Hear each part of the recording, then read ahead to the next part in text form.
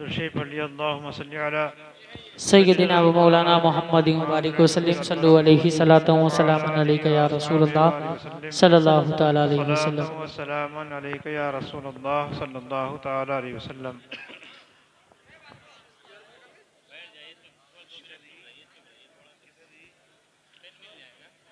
हज़रात,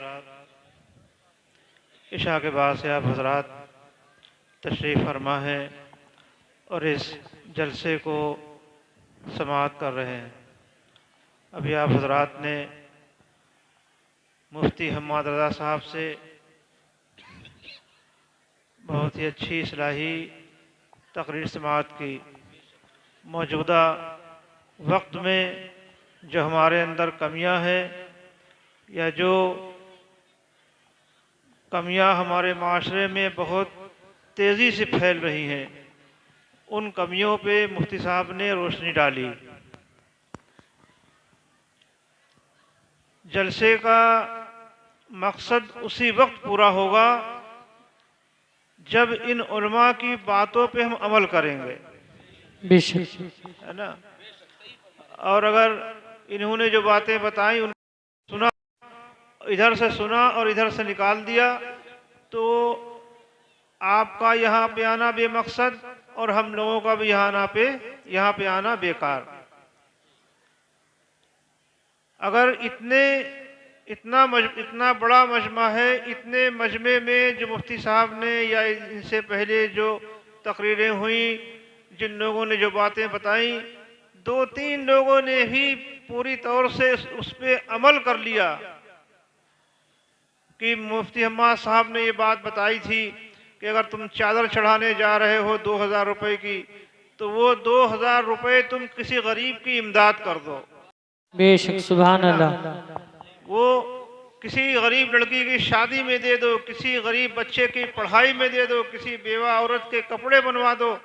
मैंने तो अपने यहाँ उर्स में ये ऐलान किया कि आप चादर चढ़ाने आते हैं मेरे यहाँ आस्ताने पे 2000-5000 की, तो वो आप 5000 की चादर न चढ़ाएं, सिर्फ 50 रुपए के फूल पेश कर दें मज़ार शरीफ पे और बाकी पैसे आप किसी गरीब को दें, सुभान अल्लाह, सुभान अल्लाह। मदरसे में दें, किसी गरीब बच्ची की शादी में दें, किसी गरीब आदमी के इलाज में सर्फ कर दें।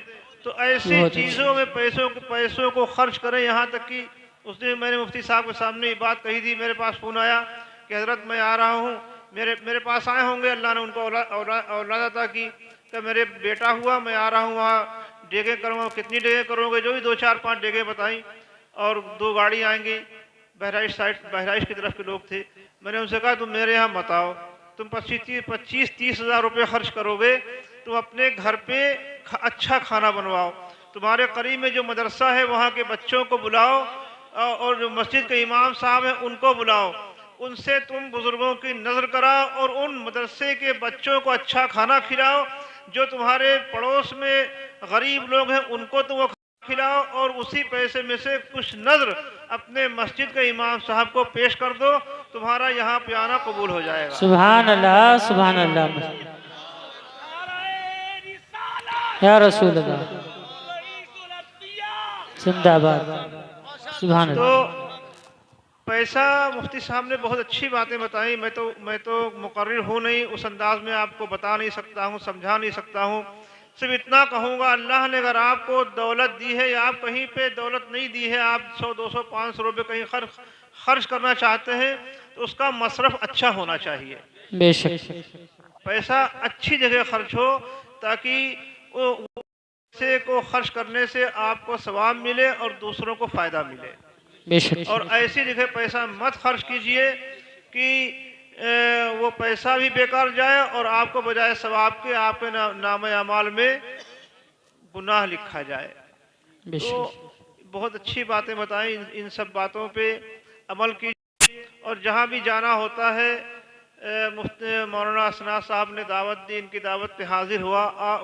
बहुत दिनों के बाद मैं इतनी देर किसी जलसे में रुका हूँ।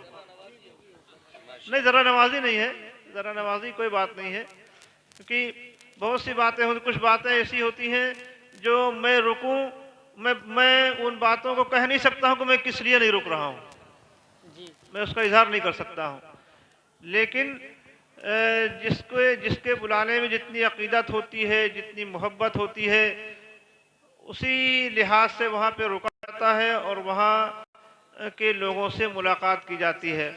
और जहाँ भी हमारे बुज़ुर्गों का तरीक़ा रहा, जो हमारे असलाफ थे उनका भी तरीक़ा रहा, जो भी सफ़र किए गए जहाँ जाते थे, तो उसका मकसद सिर्फ़ एक होता था कि लोगों को अच्छी बातें बताई जाएं ताकि उनकी दुनिया बन जाए और आखिरत भी संवर जाए। सुभान अल्लाह, सुभान अल्लाह, माशाअल्लाह। यही मकसद रहता है सफ़र का कि लोगों के पास जाएं और के बीच कुछ बातें बताई जाएं, उन पे अमल करें ताकि हमारी मजहबी ज़िंदगी भी अच्छी हो जाए, हमारी हमारा मुआशरा भी अच्छा हो जाए, समाजी ज़िंदगी भी अच्छी हो जाए। और सबसे आखिरी बात मुसलमानों, जो हर जगह कहता हूँ कि मसलके आला हजरत पे मजबूती से कायम रहे। सुभान अल्लाह, सुभान अल्लाह, माशाअल्लाह। मुफ्ती साहब ने तमाम पीरों के बारे में बताया, ठीक बहुत सी बातें बताई। मेरे इलाके में भी इस तरह के लोग हैं जो बेराह रवी इख्तियार किए होते हैं, पीरी मुरीदी का सिलसिला उनका शुरू रहता है।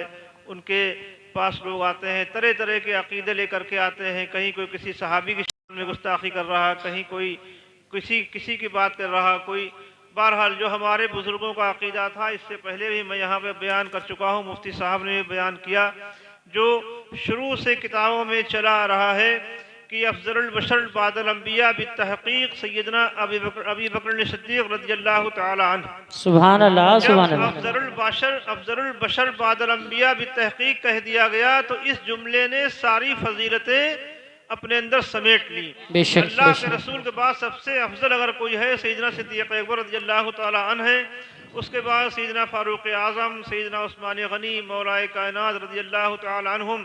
उसके बाद जुमला साहिब इकराम जिसमें हजरत अमीर मुआविया भी शामिल है। सुभान अल्लाह, सुभान अल्लाह। सबकी इज्जत व तकरीम हमारे ऊपर वाजिब व लाजिम है। किसी की शान में जर्रा बराबर गुस्ताखी अपने ईमान को खराब करना है। अल्लाह। और ये नहीं कि मैंने कोई ऐसी बात कह दी। मेरे जद्दी आला 614 हिजरी में तशरीफ लाए थे ख्वाजा साहब की बारगाह में। सुभान अल्लाह। उन्होंने ख्वाजा कुतुब साहब के पास भेजा, ख्वाजा कुतुब साहब ने मुरीद किया और आपको जो भी नवाजना था नवाजा। उसके बाद फरमाया कि जाओ दीन की तबलीग करो और इंसानियत के पैगाम को आम करो। फिर बिलग्राम तशरीफ लाए, 800 साल हो गए। उस 800 साल से हमारा यही अकीदा चला आ रहा है। सुभान अल्लाह, सुभान अल्लाह, माशाअल्लाह। नई बात है, अपने बुजुर्गों को तरीका हमारा जो मैंने बताया है कि हर सहाबी की सबकी इज्जत व तकरीम हमारे ऊपर वाजिब व लाजिम है। यही हमारे बुजुर्गों का अकीदा है। इससे अगर हटके कोई बात करता है तो वो मसलके अहले सुन्नत वल जमात के खिलाफ है। जी, इसी पे मजबूती से कायम रहे या मसलके आला हजरत यही है, मसलके आला हजरत पे मजबूती से कायम रहे। अल्लाह ताला हमारे और आपके यहाँ आने को कबूल फरमाए और इस मदरसे को अल्लाह ताला खूब तरक्की दे। मौलाना असना साहब के जो ही मंसूबे हैं इस मदरसे के ताल्लुक़ से अल्लाह ताला उसको पूरा फरमाए। हमारे पूरे मुल्क में, पूरे भारत में अल्लाह ताला अमन, सुकून, शांति का माहौल अता फरमाए। आमीन। आप सबको अल्लाह ताला अच्छा रखे, सलामत रखे। अस्सलाम वालेकुम।